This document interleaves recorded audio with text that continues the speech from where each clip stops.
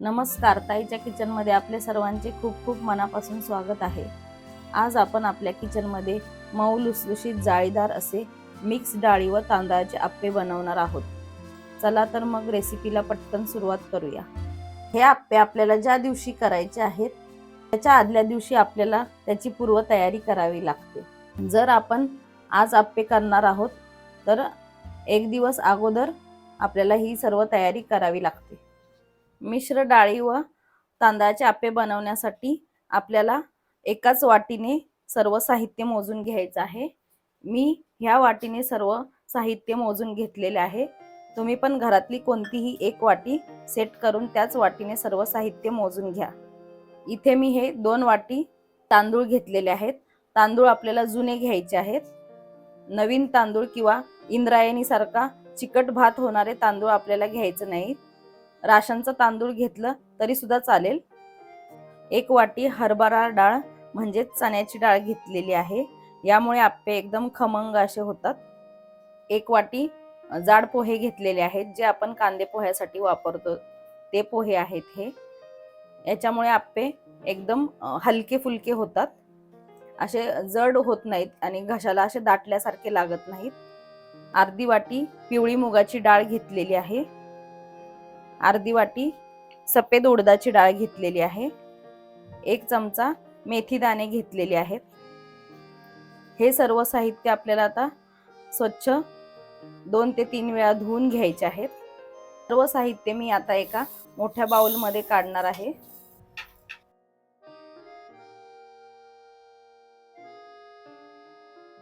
इथे मी सर्व धान्य 2 ते 3 वेळा स्वच्छ हलक्या हाताने धुवून घेतलेले आहेत। हे धान्य बुडतील एवढं पाणी आपल्याला यात घालायचंय आणि 4 ते 5 तासांसाठी आपल्याला हे भिजवण्यासाठी ठेवायचे आहेत।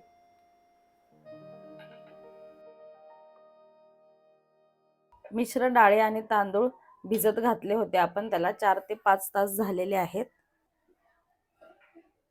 तुम्ही बघू शकता डाळ अशी बोटाने मोडली तर लगेच मोडते, म्हणजे आपले धान्य सर्व चांगले भिजलेले आहेत। आता या भिजलेल्या धान्यातील थोडं थोडं मिश्रण आपण मिक्सरच्या भांड्यात घेऊन बारीक करायचं आहे। बारीक वाटताना आपल्याला दुसरं पाणी घ्यायचं नाही। धान्य भिजवलेलं आहे त्यातलंच थोडं 1 ते 2 चमचे असं पाणी घेऊन वाटायचं आहे।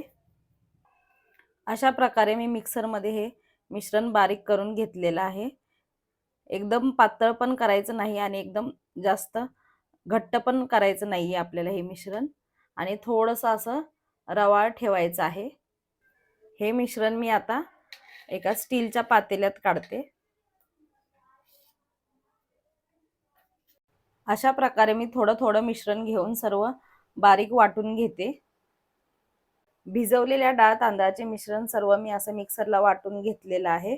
फर्मेंट झाल्यावर हे मिश्रण डबल होतं म्हणून मी 2 भांड्यांमध्ये काढून घेतलेलं आहे।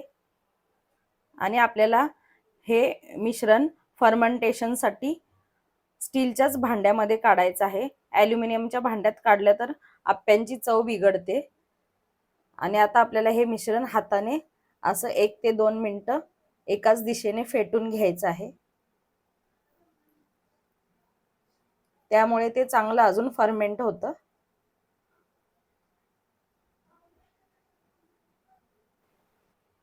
फेटून झाल्यावर हे मिश्रण आपल्याला झाकून 8 ते 9 तासासाठी किंवा रात्रभरासाठी फर्मेंटेशन साठी ठेवायचं आहे। रात्रभर आपण मिश्र डाळी आणि तांदळाचे बॅटर फर्मेंट होण्यासाठी ठेवलं होतं। तुम्ही बघू शकता किती छान फर्मेंट झालेलं आहे आणि डबल झालेलं आहे। थंडीच्या दिवसामध्ये 1-2 तास जास्त लागतात फर्मेंट होण्यासाठी। हे आता आपण मिक्स करून घ्यायचं आहे।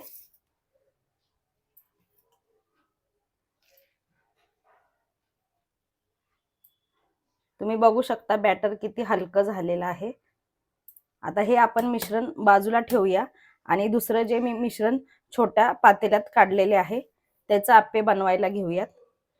हे छोट्या पातेल्यातलं बॅटर आहे, हे पण आपण चांगलं असं मिक्स करून घेऊयात. आपण जेवढं बॅटर आहे त्याच्या साईजनी मोठी पातेली घेतलेली आहेत, नाहीतर ते फर्मेंट झाल्यावर बाहेर पडतं. यात आपल्याला चवीनुसार मीठ घालायचं आहे. आणि इथे मी हा एक टोमॅटो बारीक कट करून घेतलेला आहे, छोटा टोमॅटो आहे हा. आणि एक बारीक कांदा कट करून घेतलेला आहे. थोडी कोथिंबीर बारीक चिरून घेतलेली आहे. एक हिरवी मिरची बारीक चिरून घेतलेली आहे. हे आता मी ह्या बॅटर मध्ये ऍड करते.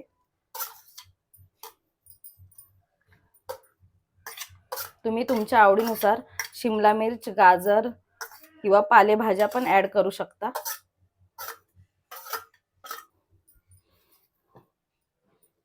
हे सर्व आपण चांगलं मिक्स करून घेऊयात. हे आप्याचं बॅटर आपण मिश्र डाळी आणि तांदळापासून तयार केलेलं आहे, त्यामुळे ते पौष्टिक आहेच, परंतु आपण ह्यात भाज्या ऍड केलेल्या आहेत, त्याच्यामुळे ते अधिकच पौष्टिक बनतं. इथे मी आप्पे पात्र गरम करून घेतलेलं आहे आणि गॅस कमी केलेला आहे. याला आपण तेल सोडून घेऊया सर्व मोल्ड मध्ये.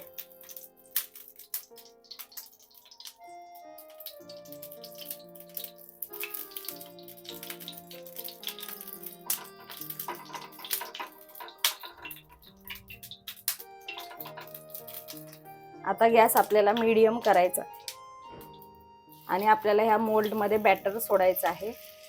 बॅटर सोडताना आपल्याला कडेच्या मोल्ड मध्ये आधी बॅटर सोडायचं आहे, कारण मधल्या मोल्डला जास्त पटकन हीट लागते, त्यामुळे मधले आप्पे लगेच शिजतात. आणि थोडंसं कमी भरायचं आहे.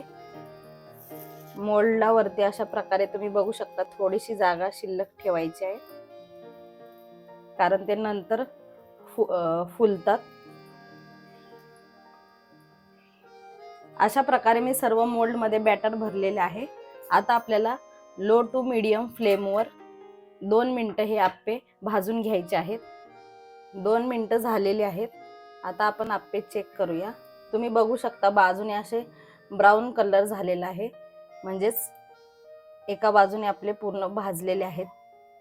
आता आपल्याला हे पलटी करून घ्यायचे आहेत. पलटी करताना पण आपल्याला मधले आप्पे आधी पलटून घ्यायचे आहेत. तुम्ही बघू शकता ते मध्ये असल्यामुळे जास्त खरपूस भाजलेले आहेत. असं फोर्कच्या साहाय्याने किंवा चमच्याच्या साहाय्याने पण तुम्ही हे पलटून घेऊ शकता. सर्व आप्पे मी पलटून घेतलेले आहेत. तुम्ही बघू शकता किती छान असा खरपूस एकसारखा रंग आलेला आहे. आता आपण दुसऱ्या बाजूने भाजण्यासाठी पण थोडं थोडं तेल सोडून घेऊयात.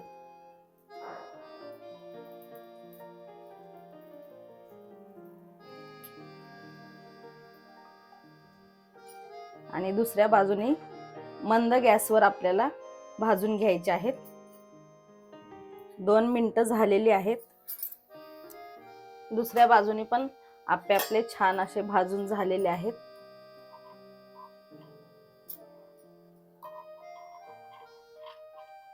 हे आता आपण काढून घेऊयात.